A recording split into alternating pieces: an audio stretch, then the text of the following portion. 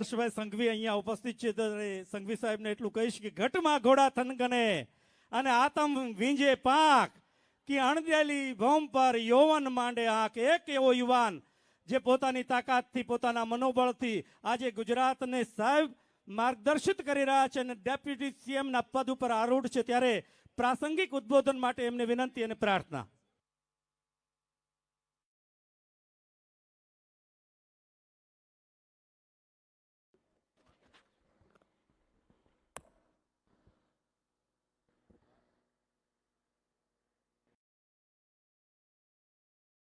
સમસ્ત લેવા પટેલ સમાજ અમદાવાદ મહાસંમેલન માં મંચ પર ઉપસ્થિત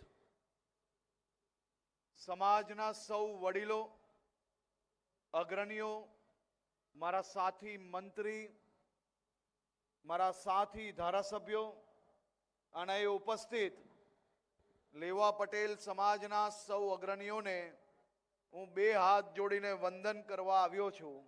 આપ સૌને અભિનંદન આપવા આવ્યો છું. માં ખોડલ, માં અન્નપૂર્ણાની આપના સૌ ઉપર હંમેશા કૃપાલુ નજર રહે, આપ સૌ પર આશીર્વાદ બની રહે તેવી માં ખોડલ અને માં અન્નપૂર્ણાના ચરણોમાં વંદન કરીને આપ સૌ માટે હું પ્રાર્થના કરું છું. મિત્રો, એમ તો પાટીદાર સમાજ એટલે સૌરાષ્ટ્ર, ભાવનગર, બોટાદ, અમરેલી, રાજકોટ, જામનગર, જુનાગઢ આવા જિલ્લાઓમાં આપણે માનતા હોઈએ છીએ. પરંતુ પાટીદાર સમાજના બીજા બે હેડક્વાર્ટર છે, એક અમદાવાદના બાપુનગરમાં અને બીજું સુરતના વરાછામાં. બેઉ ક્ષેત્રની અંદર ગુજરાતના વિકાસમાં પાટીદાર સમાજના સૌ વડીલોએ, સૌ મારા મિત્રોએ જે પ્રકારે મહેનત કરી છે અને એ મહેનતના કારણે આજે ગુજરાતના વિકાસની ઝડપ એ ફૂલ બુલેટ ટ્રેનની ઝડપે દોડી રહ્યું છે. તે બદલ બી હું આપ સૌ લોકોને આભાર અને અભિનંદન માનું છું. હું આજે માત્ર બે ચાર વિષય કહેવા માંગુ છું કે પાટીદાર સમાજ દ્વારા ગુજરાતમાં ગમે ત્યારે, ચાહે ભૂકંપ આવ્યો હોય, ચાહે ભારે વરસાદ પડ્યો હોય, ચાહે ગુજરાતના કોઈ બી ખૂણામાં રેલ આવી હોય, ગુજરાતને જ્યારે ક્યારે કોઈ બી તકલીફ આવી હોય તો 108 ની મુજબ પાટીદાર સમાજની વાડીઓમાં સૌથી પહેલા રસોડા ચાલુ થયા છે. સૌથી પહેલી રેલ રાહતની સામગ્રી મોકલવામાં આપ સૌ લોકોએ અમદાવાદ શહેર હોય કે સુરત હોય, ભાવનગર હોય કે અમરેલી હોય કે બીજા કોઈ બી જિલ્લામાં હોય, સમાજના સૌ અગ્રણીઓ ચાહે હજારો લોકોને રોજગારી આપતા હોય, પરંતુ એમને પોતાની ફેક્ટરી, કારખાનાઓ, પોતાના ઘર, પોતાના પરિવારની ચિંતા છોડીને આ પ્રકારની સમાજ સેવાના કાર્યમાં હજારો લોકોને કામગીરી આપતા, ઘરમાં પાણીનો ગ્લાસ બી પોતે ના ભર્યું હોય, પરંતુ આવા સમયે સમાજની સેવા માટે આપ સૌ લોકો પોતે જમીન પર ઉતરી જાઓ છો. તે બદલ ગુજરાતના પ્રત્યેક નાગરિકોની પ્રતિ હું આપનો ખૂબ ખૂબ આભાર માનું છું. સમાજના વિકાસ જોડે જોડે સમાજની સામાજિક જવાબદારીઓ બી આપ સૌ લોકોએ હાથમાં લીધી. સમાજના દીકરા દીકરીને ભણાવવા માટે અલગ અલગ શહેરોમાં સ્કૂલની વ્યવસ્થા હોય, દીકરીઓને વધુ ભણતર આપવા માટે હોસ્ટેલની વ્યવસ્થાઓ હોય, અને એ હોસ્ટેલ જોડે જોડે સમાજની સામાજિક વ્યવસ્થાઓની બી જવાબદારી આપ સૌ લોકોએ અદ્ભુત રીતે હાથમાં લીધી છે. એ સૌ વ્યવસ્થાઓ બદલ બી હું આપનો આભાર માનવા માંગુ છું. સામાન્ય રીતે સ્કૂલ, હોસ્ટેલની જવાબદારી એ સામાજિક જવાબદારીઓ હંમેશા સરકાર પાસે અપેક્ષા રહેતી હોય, પરંતુ તમે સૌ લોકોએ તો સ્કૂલ અને હોસ્ટેલ જ નહીં પરંતુ વિવિધ હોસ્પિટલો દ્વારા બી આ રાજ્યના નાગરિકોને સેવા આપી છે. આ બધા જ કામ, સરકારના કામો આપ સૌ લોકોએ સામાજિક રીતે હાથમાં લીધા છે. અને હું આપને કહેવા આવ્યો છું કે સરકારમાં બેઠેલા સૌ મંત્રીઓ, સરકારમાં ચૂંટાયેલા સૌ પ્રતિનિધિઓ એ હંમેશા આપ સૌની સાથે છે. આવા સૌ સામાજિક કામની અંદર આપ સૌ લોકો જોડે ખભે ખભા મિલાવીને અમે આપના સહયોગમાં ઉભા છે.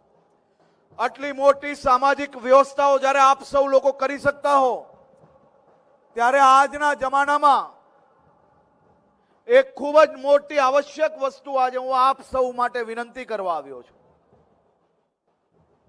આજના જમાનામાં જ્યારે માતા પિતા રાત દિવસ મહેનત કરે છે અને એ મહેનત કરીને એક સપનું જોતા હોય છે કે મારા દીકરા દીકરીને મોટા થઈને સફળતા પ્રાપ્ત કરે, તે માટે એને ભણાવે છે, તે માટે એને સારી નોકરી પ્રાપ્ત થાય, સારો વેપાર મળે, તે માટે માં ખોડલ ને માં અન્નપૂર્ણાને આખી જિંદગી પ્રાર્થના કરે છે.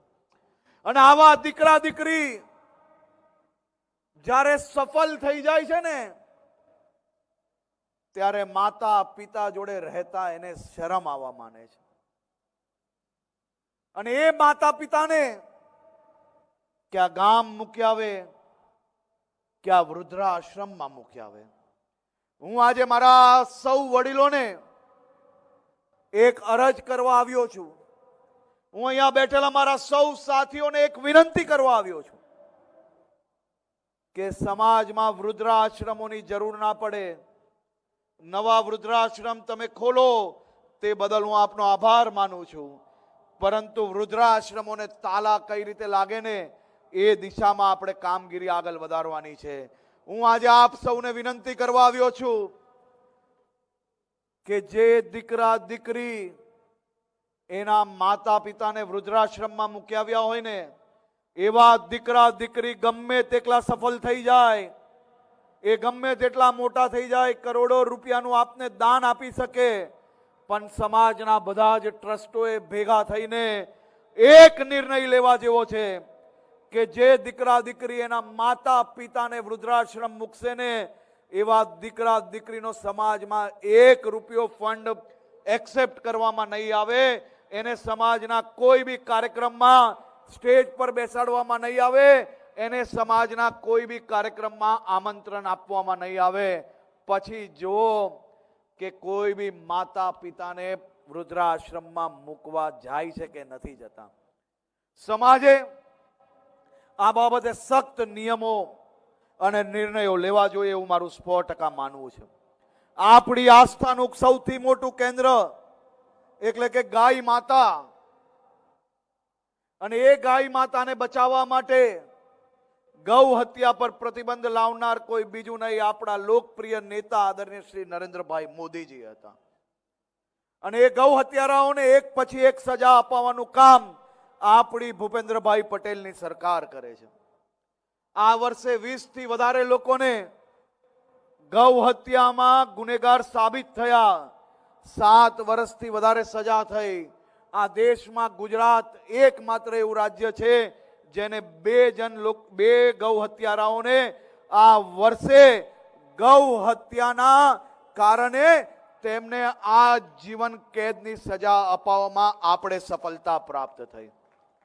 આવા એક પછી એક અનેક ગુનેગારોને સજા અપાવવા માટે આ ભૂપેન્દ્રભાઈ પટેલની ભારતીય જનતા પાર્ટીની સરકાર કામગીરી કરી રહી છે. આપણા આશીર્વાદ લેવા આવ્યો હતો, આજે થોડો વહેલો આવી ગયો, અને આપના આશીર્વાદથી ગુજરાતના એક એક લુખ્ખાઓ ગુંડાઓ સીધા ચાલી ના શકે ને એવો હાલ કર્યો છે ને હજી આપના આશીર્વાદથી આ બધા જ લોકોને એક એકનો હિસાબ કરવા માટે આપણે કામગીરી કરી રહ્યા છીએ. અને અહીં બેઠેલા સૌ લોકોને હું આજે વિનંતી કરવા આવ્યો છું કે આ લુખ્ખાઓ, આ ગુંડાઓ કોઈ સામાન્ય નાગરિકોને ડાયરીના નામે વ્યાજના રૂપિયા આપે અને એમનું જીવન બરબાદ કરવાની કોશિશ કરશે ને, એવા એક એકનો હિસાબ અમે લોકો કરવા નીકળ્યા છે. આ અભિયાન નથી ચાલતી, આવા લુખ્ખાઓ અને આવા ગુંડાઓની સામે એક પ્રકારની જંગ ચાલે છે. આ પ્રકારના લોકોને સીધા કરવા માટે અમે સૌ લોકો કામ કરી રહ્યા છે. આપ સૌના આશીર્વાદ મળે તે માટે જ આજે હું મારા સૌ વડીલોને, અમારા વલ્લભદાદા અહીંયા બેઠા છે, ગગજીભાઈ બેઠા છે, આ બેવ સમાજના અમારા વડીલો જે કામગીરી, જે નાની મોટી બધા જ વિષયોની અંદર સાથે મળીને કામ કરવા મળી રહ્યું છે. સમાજના સૌ ભામાસા અહીંયા બેઠા છે, સૌ લોકો જે રાત દિવસ સમાજના સામાજિક કામો અમને લોકોને સોંપતા હોય છે. એક એક વ્યક્તિ સમાજની ચિંતા કરી રહ્યા છે. અહીં બેઠેલા તમામ લોકો નાના મોટા વિષયો માટે સરકારને નાની મોટી વસ્તુઓ કઈ બી બનતી હોય છે ને ત્યારે આવીને આમ વટથી તમારા લોકો માટે કામ બી લઈને આવે છે ને કામ કરાવીને જાય છે. એવા મારા સૌ આગેવાનોને હું નતમસ્તક વંદન થઈને આપનો આભાર માની રહ્યો છું.